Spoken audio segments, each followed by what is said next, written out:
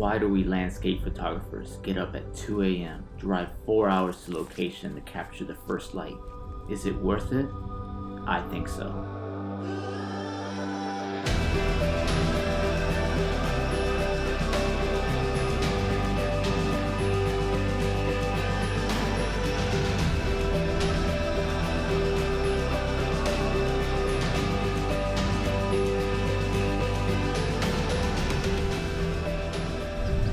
Hello, and welcome to a beautiful morning here in the northern western coast of Taranaki.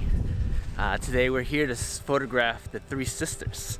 It's just a region just north of New Plymouth, and we're going to be going over to this ridge that overlooks the Three Sisters, which is a rock formation. We're here in wintertime now, and it's beautiful because I have all this all to myself. The only thing is it's a bit cold, but you just wait. Check out this view.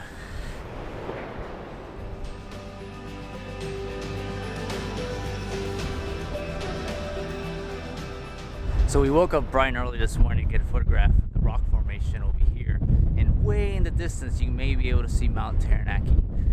It's kind of clear morning, so that's pretty good. I hope it shows in the photograph.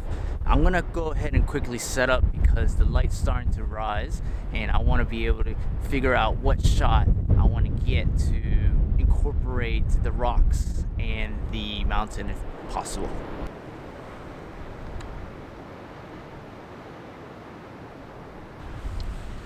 So I have the camera here, portrait mode, and I'm going to take series of photos where later on I can stitch them together and hopefully get a nice panoramic shot. I'm also going to do possibly some landscape shots just to be safe. I'm on a 70 to 300 lens right now at about 100. And I just have the foreground as the sand, the rocks, and then the mountain in the background. And the sun is just starting to kiss the top of the mountain and exposing that beautiful pink light. So I'm gonna go ahead and quickly get this shot and see if I can get anything else.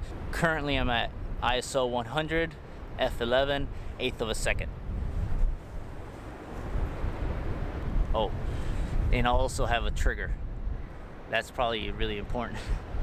Don't want any shakes.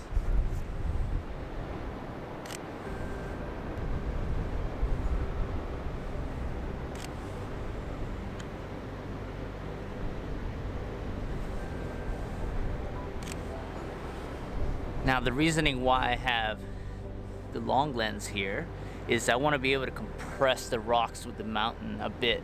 If I were to just do my 16 or 35, yeah, it's gonna get everything, but the mountain in the background is gonna look way tiny. Even at this range, it may still look small, but getting further away from it, it's gonna make it even smaller. I'm also gonna try it with a 10-stop ND filter. I'm gonna see if maybe I can slow down the waves and maybe get a smooth, milky shot to kind of go with the background, because the background right now, there's not a lot of clouds, which is actually a good thing right now because I want to be able to see the mountain. But everything is very soft and smooth, and the water could be a little bit contrasty with the ripples, which could be a good thing, or I can just smooth it out a bit and see how that looks. Later on I'll just go ahead and see which one's better, but for now, while I'm here, it's better to have options than to go home and look at the monitor and say, man, I wish I would have done it while I was there.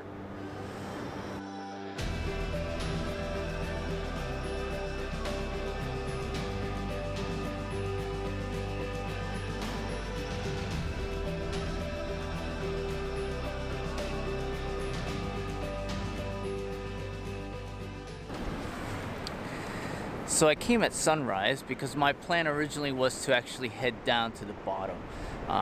The only time you can come here is at low tide, and at the moment with the current time, low tide is early in the morning or late in the evening, and the sun in New Zealand already in the winter time goes down by 5 p.m. and 7 p.m. is just too dark to be heading out there, and I wouldn't be able to see anything.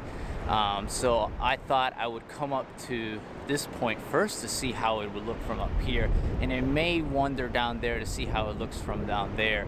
The only thing is, since it was low tide, I came here to see how the light would look. Knowing that I'm on the west coast of New Zealand, the sun here will look better during sunset. Since the sun's rising from the east, I'll have to wait to see how the sun will look like when it hits over here. The thing is, there's a mountain in the background, some hills, and is blocking the sunlight from hitting it right now. So by the time the sun gets high enough, it may be a bit too harsh, but I'll have a look and see where we go from there. While I wait around here to see what the sun's gonna do, I'm looking around my surroundings to see if there's any other shot. Of course, we all want like the hero shot. That's what we're all here for. But sometimes if you look around, you may find something that could be even better. So I came over here to the right here, and I could see this formation of clouds just alongside there, rolling over this hill. And I may just do like a long exposure while I have the ND filter on there and see how that comes out. If it comes out pretty good, I'll show it to you guys.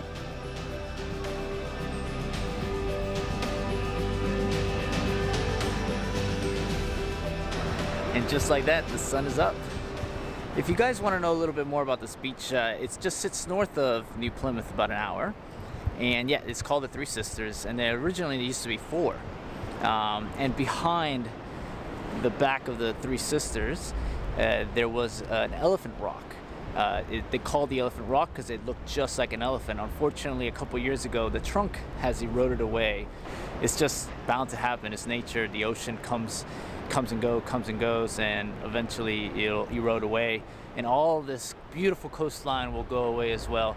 But while we're here, and this is why I come by, I needed to see it before it keeps falling into the ocean. And with that, I'm off, and I'll be going on to my next journey. I'd like to thank you guys for stopping by. If you like, subscribe to the channel if you like this sort of content, and hit that like button. That also helps out a lot. Until next time, keep exploring.